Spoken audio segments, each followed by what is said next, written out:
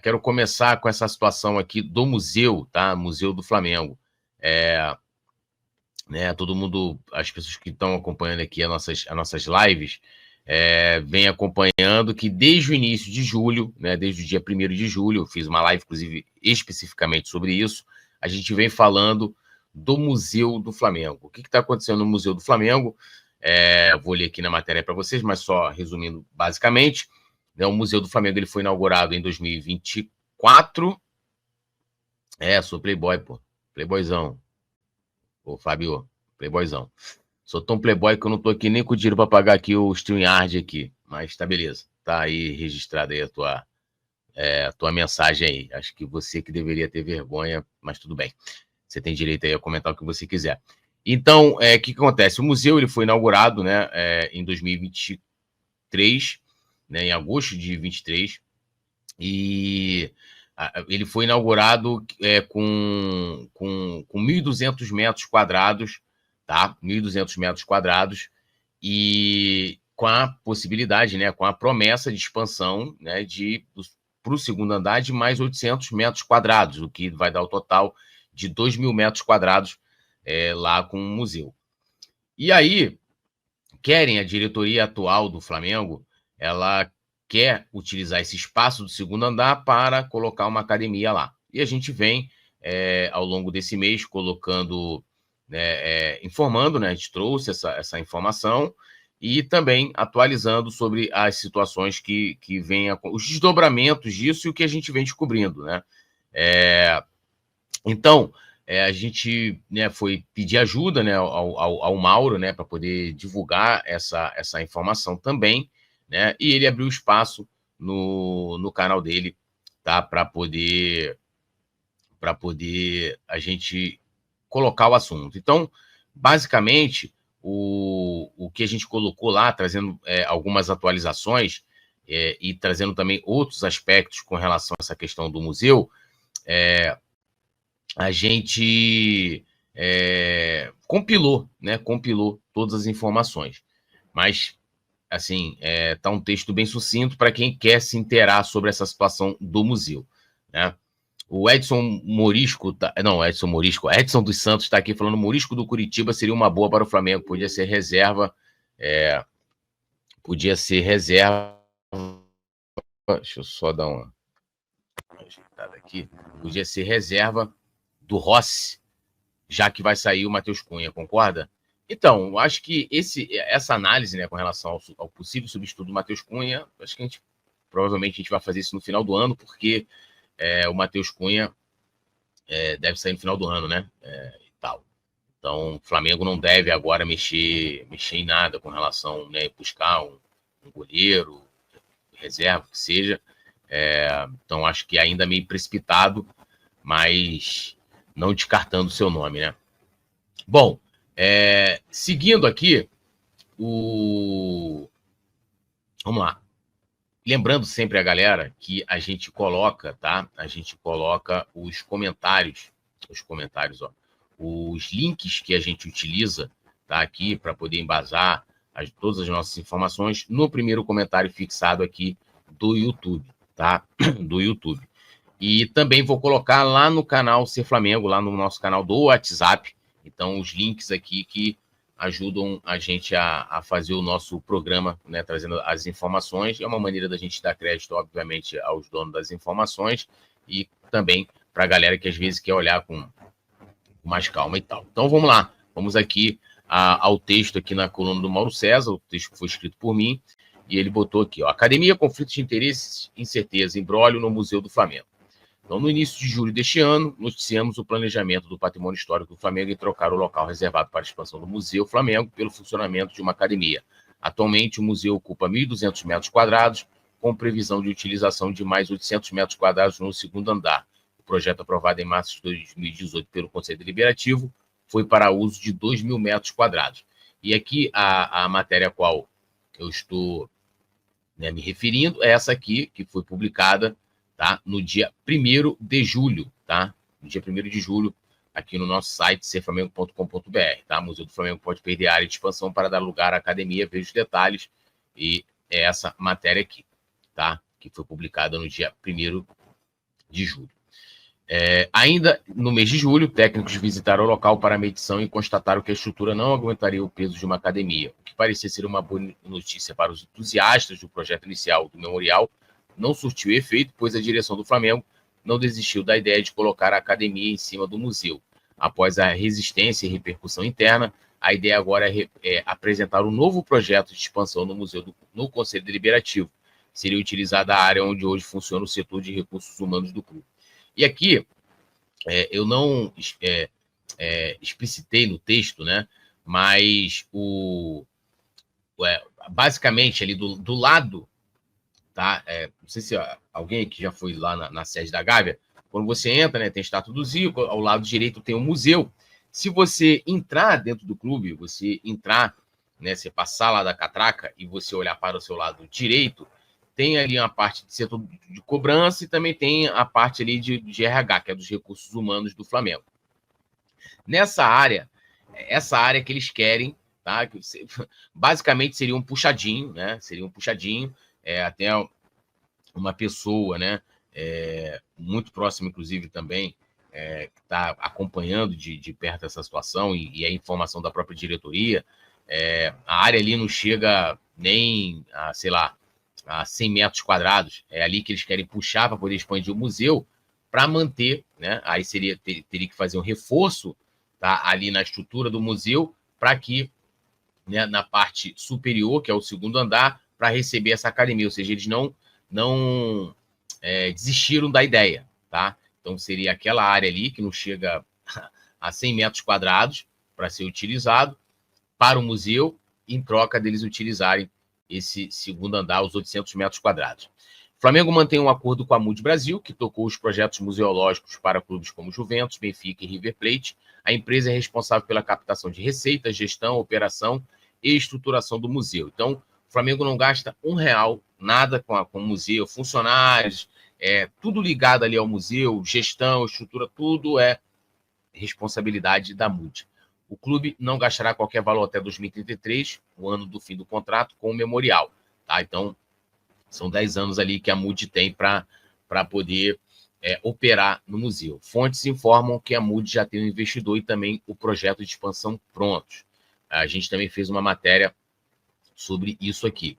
Por contrato, o Flamengo recebe royalties pela utilização do espaço e pela exploração comercial do museu, e é responsável pelo fornecimento do acervo histórico, documentos, fotos, vídeos, etc., e pela indicação de um curador para trabalhar em conjunto com a empresa. Desde o falecimento de Eduardo Vinícius, em 27 de junho de 2023, há mais de um ano, o museu segue sem um curador. E aqui, então, assim, o que cabe ao Flamengo? Então, ao Flamengo cabe, né, alimentar a empresa, no caso, a Mood Brasil, de aspectos históricos, né? Então, fotos, documentos, livros, músicas, troféus, tudo isso é parte do Flamengo e, obviamente, a indicação de um curador para poder trabalhar lá. Tinha o Eduardo Vinícius, né, que cuidava dessa parte, um dos maiores colecionadores, talvez o maior conhecedor da história do Flamengo, assim, e um cara extremamente importante e que era curador do museu. Então, quando ele faleceu, tá, ano passado, aí acabou que a gente está sem curador desde então, tá? Não tem curador.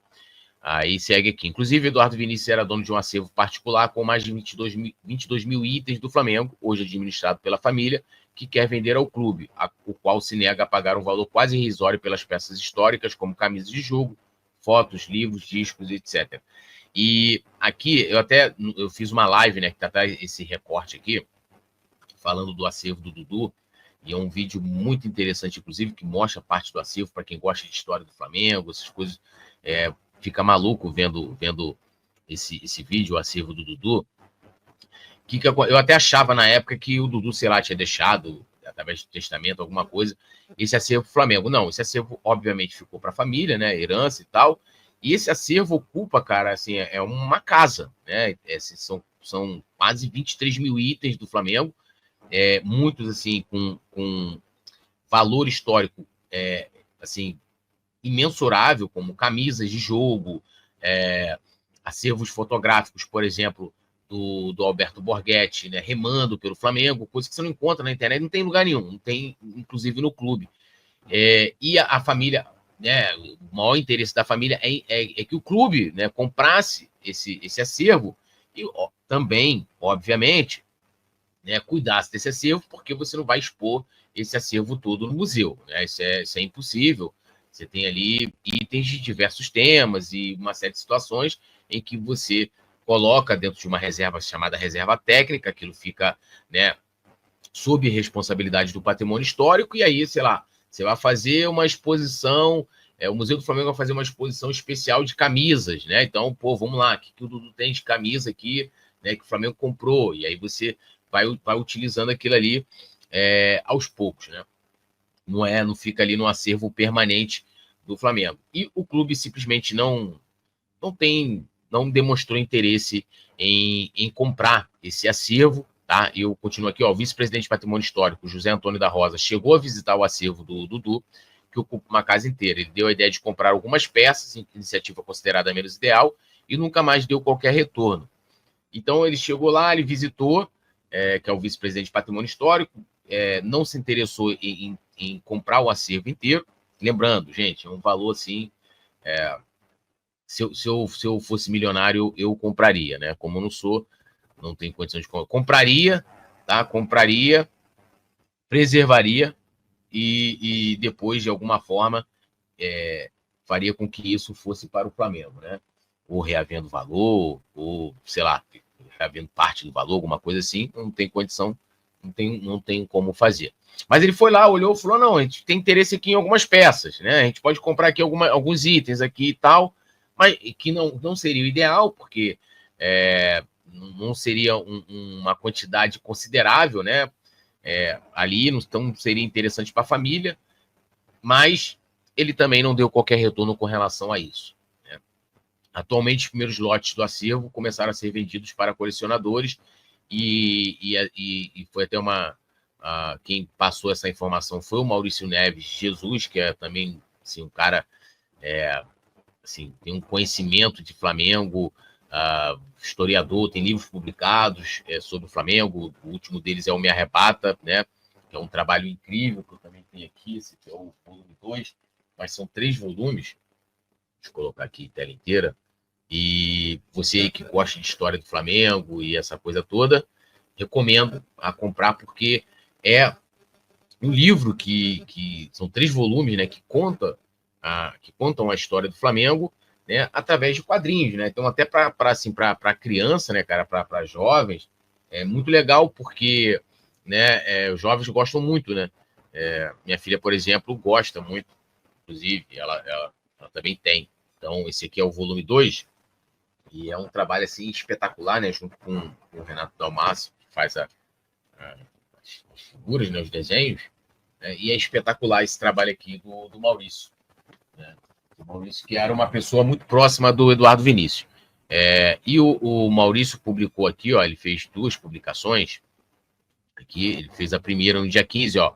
O maior acervo de itens históricos do Flamengo já reunido, maior até do que aquele que pertence ao Flamengo, vai começar a ser vendido. A obra da vida do maior rubro-negro que eu conheci, Eduardo Vinícius. Aí ele colocou a foto da bola tango, né? Aqui ó, a camisa do Leandro, outra camisa ali, raríssima, né? Camisas raríssimas do Flamengo aqui. Aí ele colocou essa publicação aqui, a outra foi no dia 21 de julho, né? Falou, ó, começou hoje a venda da maior coleção rubro-negra, a qual me referi abaixo. Os itens com esses mantos são vendidos em grupos de WhatsApp por ordem de manifestação. Quem quiser participar, só me enviar nome e contato por direct. Né? Então aqui, camisas de goleiro, né? Acredito que sejam de jogo, né? As camisas todas, assim, peças que de importância gigantesca, né? Histórica também. Né? Que aí não tem como você nem precificar. Então começou a ser vendido, algo que deveria estar, né, no Museu do Flamengo, né? No Museu do Flamengo, e não acabou que não vai para lá, né? Então, seguindo. Internamente, José Antônio da Rosa é questionado por um possível conflito de interesse, já que sua atuação profissional se dá justamente no ramo de academias. Inclusive, uma das empresas que deve operar o empreendimento no Flamengo, já teve o vice-presidente como sócio em seus quadros. Quando questionado, ele disse que não fará parte de qualquer negócio e que sua atuação se deu somente como intermediador das conversas das empresas com o clube.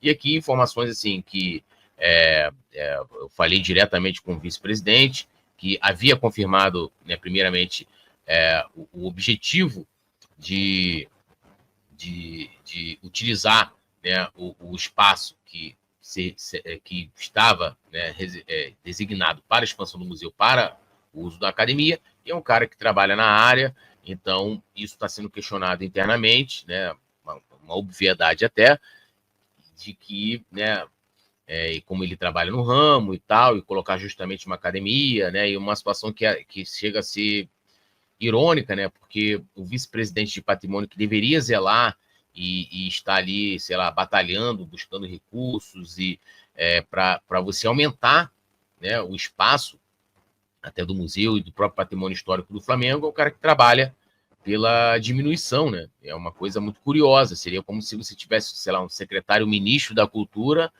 que estivesse trabalhando para que tivesse menos escolas, né, ou menos eventos culturais, algo nesse sentido, o que causa, né, uma curiosidade. Seguindo, a oposição já se coloca contra e há resistência por parte de alguns apoiadores da atual diretoria que torcem o nariz por ver que o próprio vice-presidente está tendo participação na iniciativa e justamente no seu ramo profissional. Articulações ocorrem para que a proposta seja rejeitada quando for levada para votação no Conselho Deliberativo, porque, pelo menos, a ideia é levar, né, porque o projeto, como ele foi aprovado no Conselho Deliberativo em março de 2018, para que você altere esse projeto, e logicamente tem questões contratuais também, que teria o Flamengo que ter a concordância da empresa, porque foi dado à MUD o direito de explorar o local, né, os 2.000 metros quadrados, e também o direito de explorar comercialmente, né? Então, você tem questões de licença, né, para uso da marca do Flamengo, tudo isso está sob direito da MUD, ali com relação ao museu, teria que ter a concordância da empresa e também a alteração do projeto original lá, que foi aprovado no Conselho Deliberativo. O Museu do Flamengo já é colocado como um dos principais pontos de visitação para turistas no Rio de Janeiro. A expectativa é que haja um impacto financeiro de 300 milhões por ano ao clube, com mais de 400 mil visitantes. Em abril de 2024, o Museu Flamengo foi oficialmente incluído no roteiro turístico da cidade do Rio de Janeiro. E por que é importante falar disso aqui? A expectativa, isso é fonte oficial do clube, tá?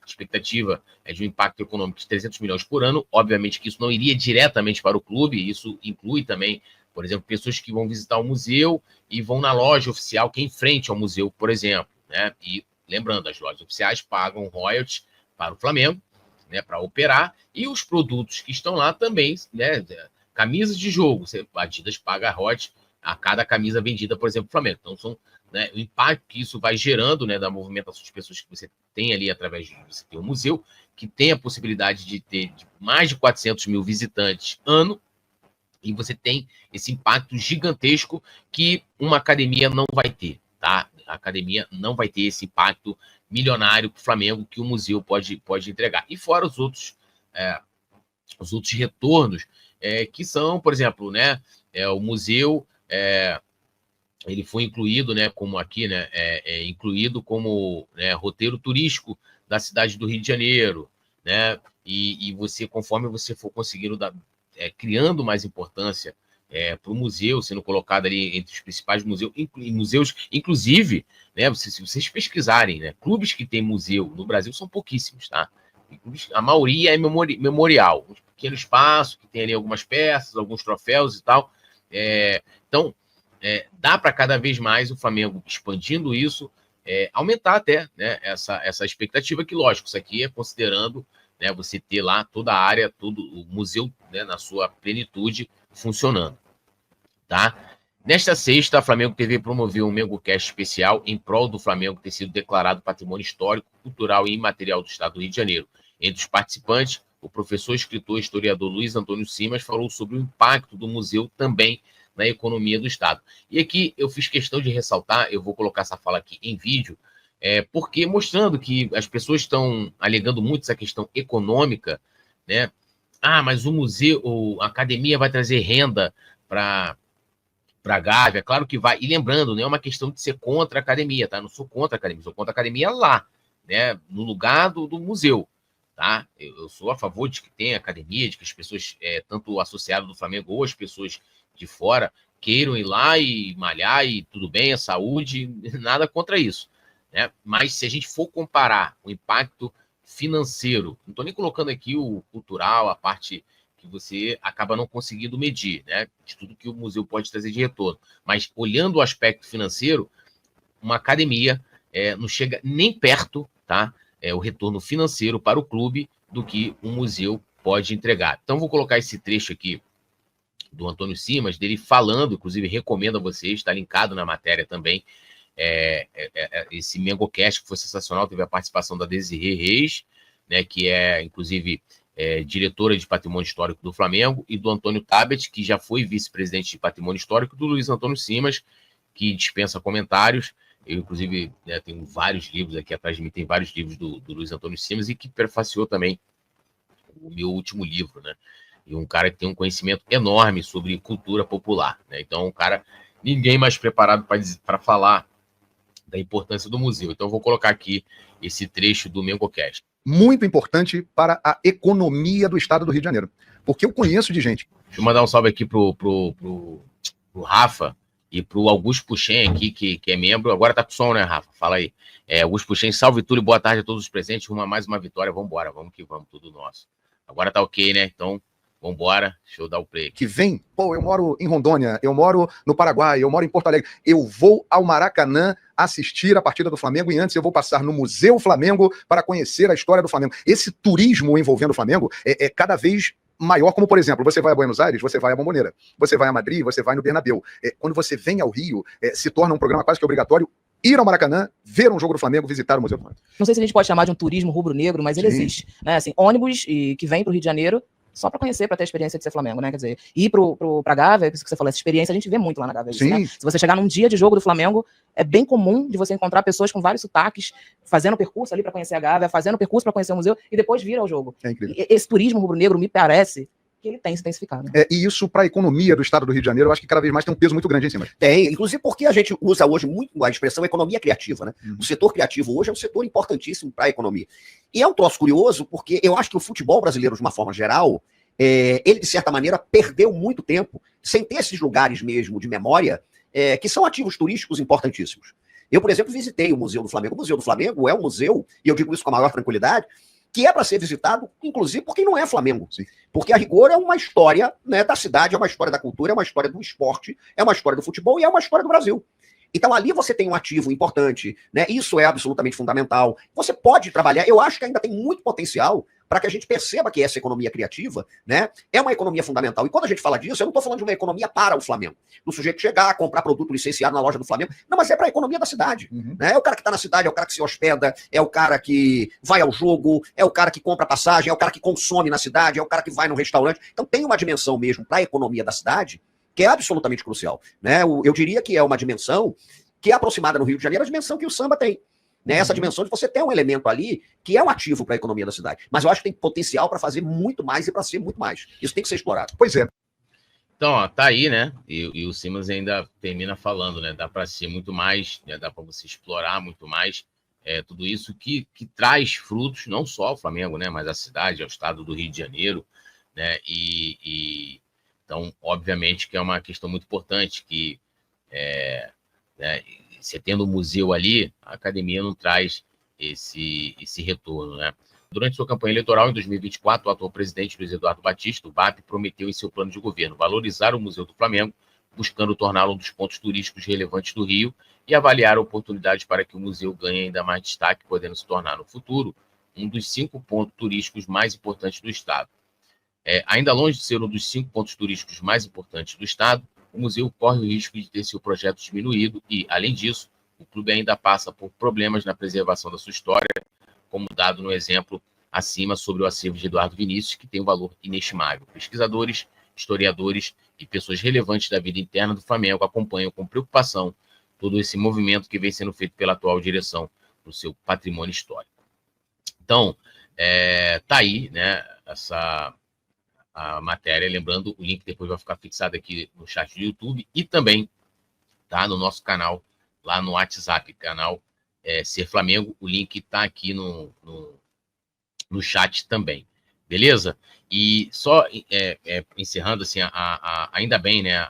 Esse texto está tendo uma grande repercussão interna no Flamengo e muita gente comentando sobre o assunto e assim, algumas justificativas, como a parte econômica, que eu já esperava que fosse ser colocada em voga, que não sustenta, né? Se a gente for comparar diretamente o retorno econômico, financeiro entre uma academia e o museu, as tentativas, né? Que é sempre assim, de descredibilizar, pessoas querendo dizer que de interesses políticos e da minha parte, né? Falando até que eu quero que fosse uma coisa contra, porque eu apoiava o Landim, né? Um absurdo desses. Que aquela velha tentativa de descredibilizar. A pessoa não está preocupada com a mensagem, né? Mas com o mensageiro. Mas é uma tática muito, muito comum, né? E o museu deveria ser uma pauta, né? De todo mundo, né? De todo mundo. E eu quero agradecer o Mauro, porque poucos veículos estão dando a devida importância, principalmente as mídias independentes, né? Tirando o Mundo Bola Flamengo, mas nenhuma falou sobre o assunto, nenhuma divulgou essa questão do museu, a questão do patrimônio, do acervo do Eduardo Vinícius, que a gente vai ver se perdendo na mão de colecionadores, não que, por exemplo, tem colecionadores como o próprio Eduardo Vinícius que zelam, né, por um item histórico do Flamengo, mas deveria estar no Flamengo, né? Esse acervo deveria estar sendo vendido para o Flamengo e hoje não é nada que vai impactar financeiramente o Flamengo, que isso não seria um problema, seria, na verdade, uma solução. E com tristeza a gente vê o clube também dando de ombros para isso. Então a gente espera que a diretoria atual, né, e junto com o vice-presidente e com o BAP também, mude de ideia, tá, sobre essa questão do museu. Há espaço, há lugares ociosos dentro da própria sede da Gávea que dá para construir a academia, né, acho que é uma prioridade maior do que né, a própria história do clube.